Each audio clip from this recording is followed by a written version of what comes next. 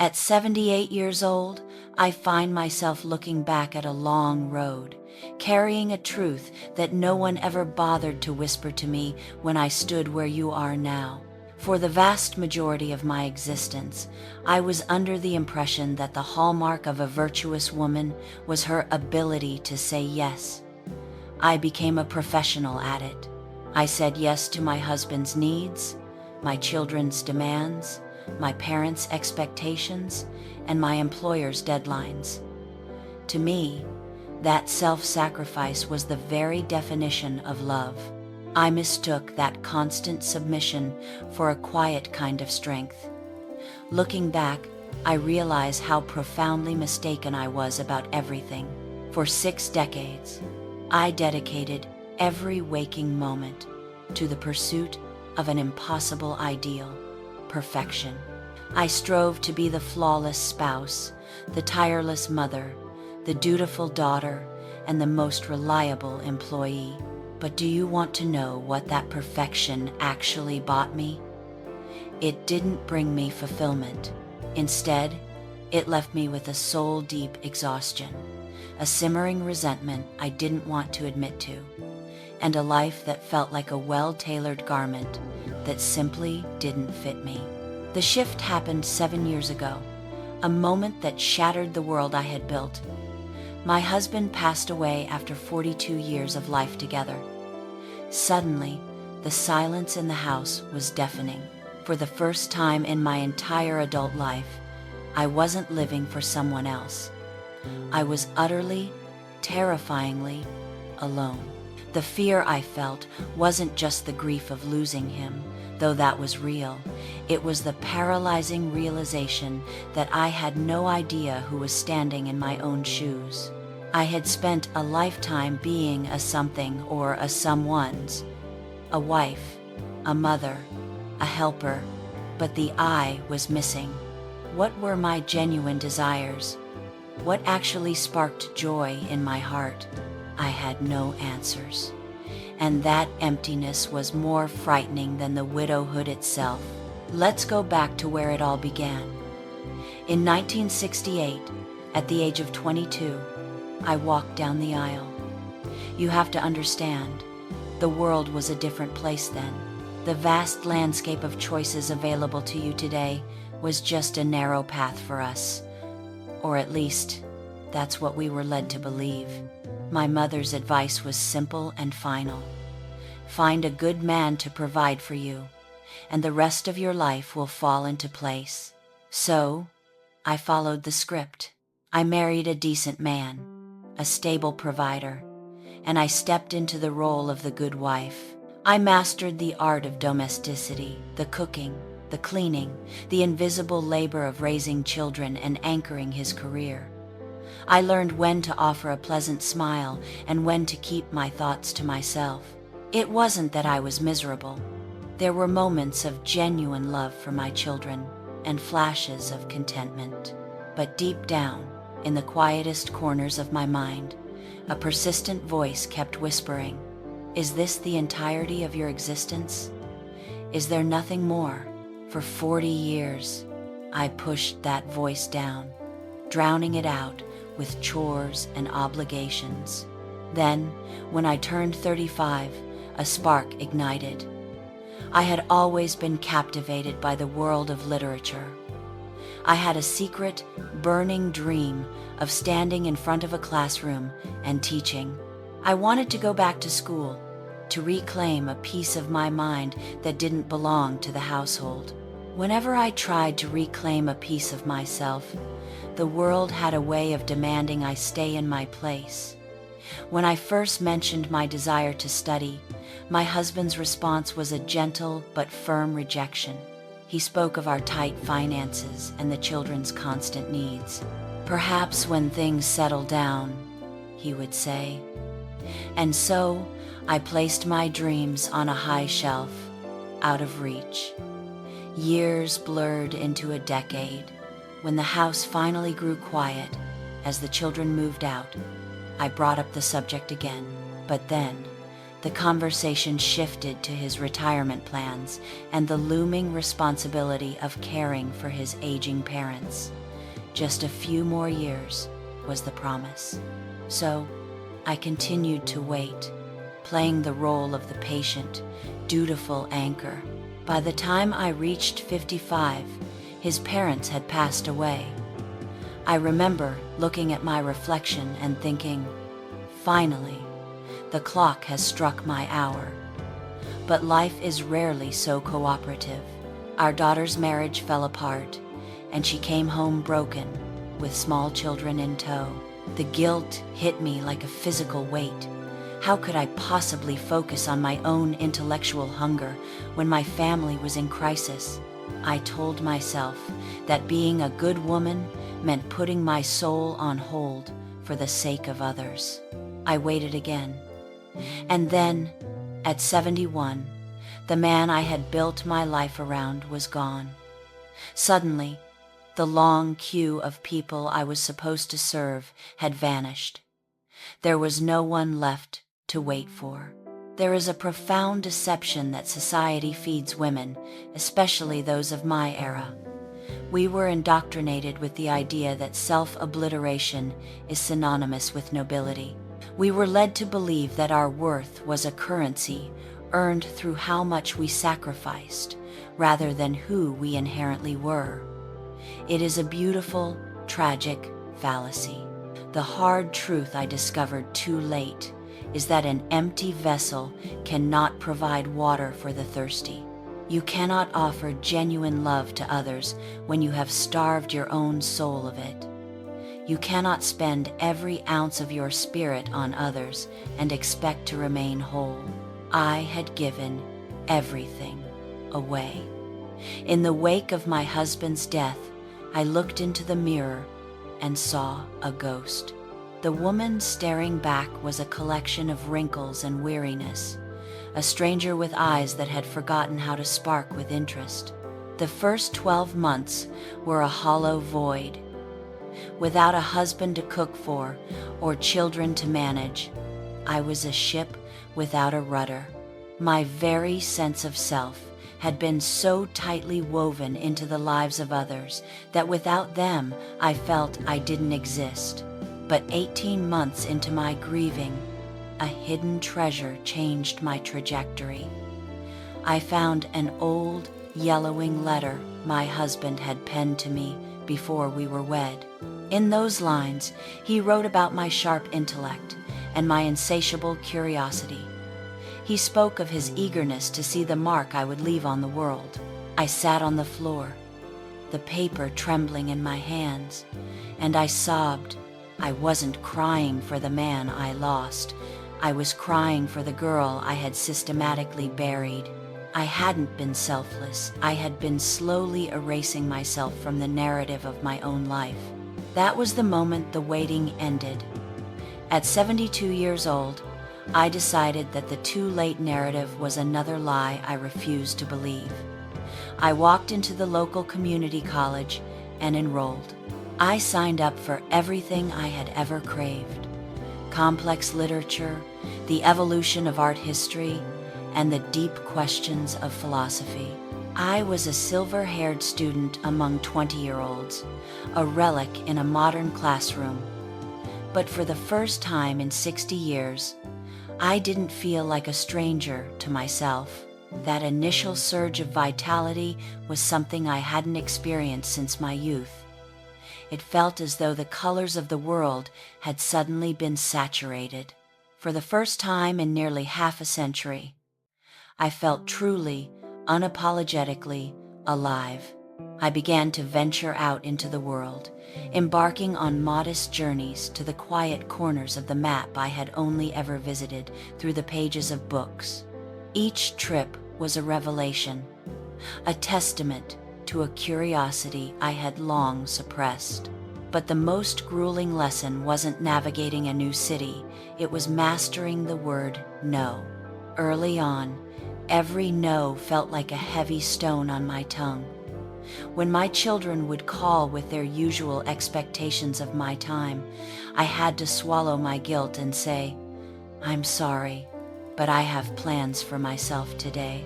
When friends pressured me into social obligations that drained my spirit, I practiced the quiet strength of declining.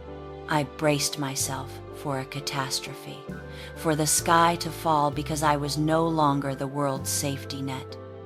But the world didn't end. People adjusted. They learned to respect my boundaries, and as they did, a tremendous weight lifted off my shoulders. I felt lighter than I had at 20. Now, at 78, I can finally look in the mirror and recognize the woman looking back. I am no longer defined by the people I serve. I am not the widow, the mother, or the helper. I am simply me, a woman with an insatiable hunger for literature, a lover of the arts, and someone who has learned to cherish her own solitude. I travel when the whim strikes me. I say yes only when my heart is truly in it, and no without the need for a lengthy explanation. Yet, underneath this newfound freedom, there is a shattering realization that haunts me. I squandered so much time. I spent 60 years of my precious life trying to fit into a mold that was never designed for me.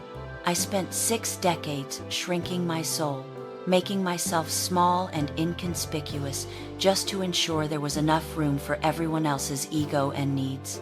Those years are gone, vanished into the ether of duty, and no amount of regret can buy them back. This is the hard-won wisdom I wish I could scream back through time to my 20, 30, or 40-year-old self. Listen to me. Your aspirations are not a form of vanity. You are not a bad person for harboring dreams that don't involve serving others. It is not an act of selfishness to prioritize your own mental and emotional well-being. We are sold the lie that we have an infinite supply of later.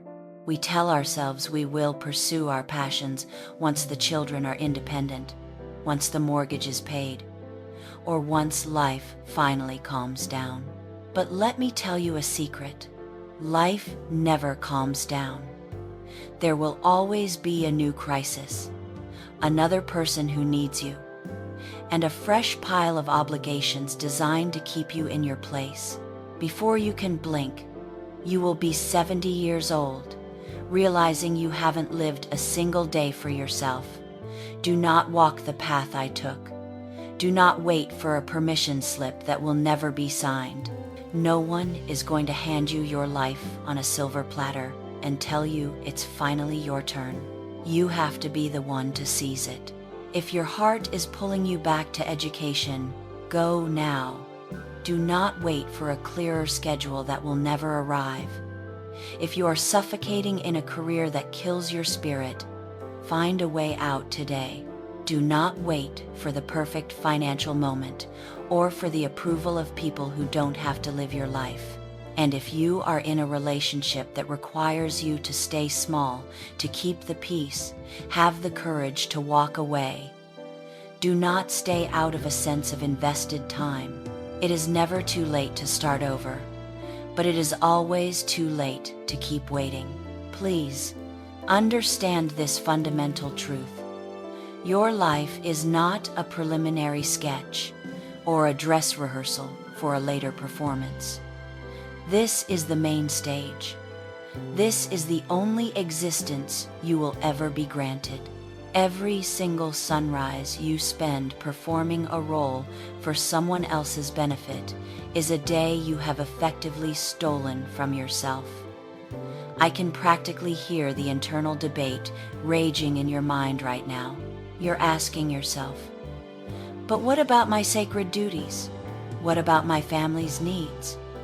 Doesn't being a good person require this level of sacrifice? I am here to tell you that you can be a person of immense integrity and still maintain ironclad boundaries. You can hold your family in the highest regard and still possess a life that is entirely your own. Fulfilling your responsibilities does not have to mean the death of your dreams. In fact, the great irony is that you become a far more vibrant mother, a more present partner, and a more sincere friend when you are operating from a place of personal fulfillment. When you live authentically, you give from a place of abundance. But when you give while your own soul is starving, you are merely offering the world the bitter dregs of your resentment. You cannot truly love others when you are secretly furious at yourself for abandoning your own potential. The women of my generation were raised to be the ultimate vanishing acts.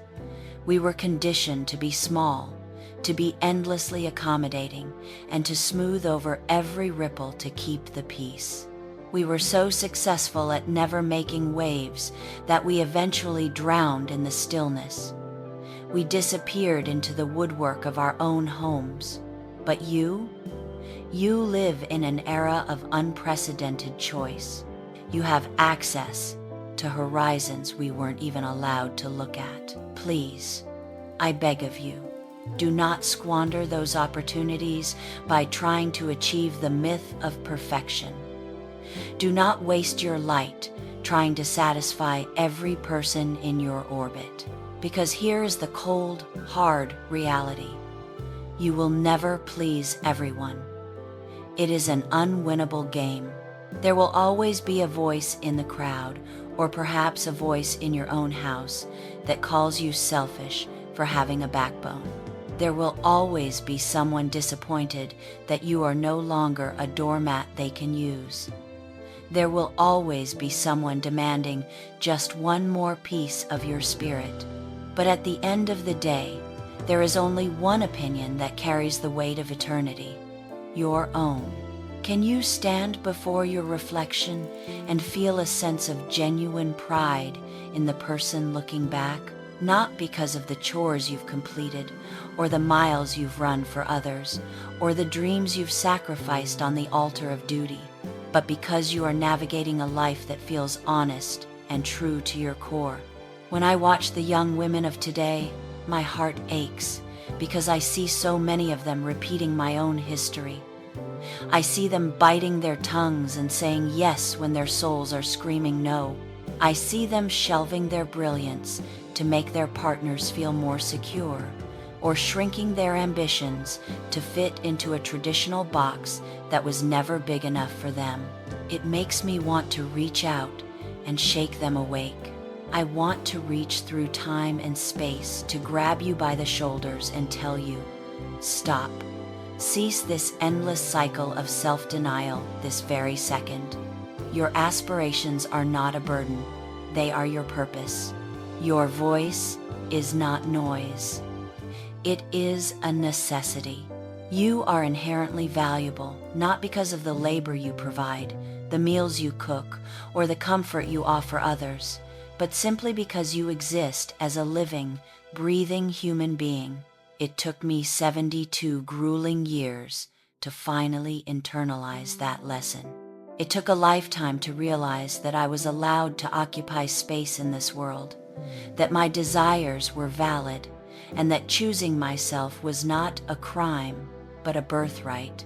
Please, I beg of you, do not wait until your hair is silver and your joints are weary to learn this. Do not wait 7 decades.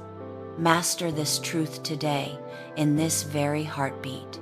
Your younger self, the girl who still has fire in her eyes, is depending on you to be brave.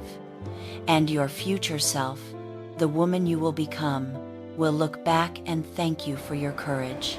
I am 78 years old now. By the math of the soul, I have only been truly alive for 6 years. Out of 78 years on this earth, only 6 have belonged entirely to me. And yet, those 6 years have been more vibrant and fulfilling than the previous 72 combined. I can say with absolute certainty that I am happier today than I was in my supposed prime at 30. I am more me than I have ever been. I have finally tasted the sweet air of liberation. But if I could trade anything, I would give every possession I own to have those 40 lost years back. I would give anything to have started this journey at 35 instead of 72. I wish I had possessed the strength to say no when my heart wasn't in it. I wish I had chased my dreams the moment they first sparked in my mind, instead of letting them flicker out in the drafts of other people's lives. I wish I had expanded to my full height instead of shrinking to fit into the corners. You still have the one thing I can never get back: time. You have an abundance of it, but only if you seize it right now. The clock only works in your favor if you stop waiting for a permission slip that is never coming. Stop telling yourself you will start when things are easier or when everyone else is taken care of. Life doesn't wait for a convenient window. It is unfolding right now, in the middle of the mess and the noise. What are you going to do with the breath you have left? Will you finally claim your life as your own? Or will you continue to drift until you wake up at 78, only to realize you were a supporting character in everyone else's story but your own? The choice rests entirely in your hands. But I urge you to make that choice today, because time is a thief that never returns what it steals. If these words have stirred something in your spirit, I hope you will pass them on. Don't do it for me, do it for every woman who is currently silencing her own heart. Share it for every woman who feels like a bad person for wanting a life of her own. Share it for the woman who thinks she needs a sign to move forward. Consider this your sign. Your permission is officially granted. Now, finally, go out there and live.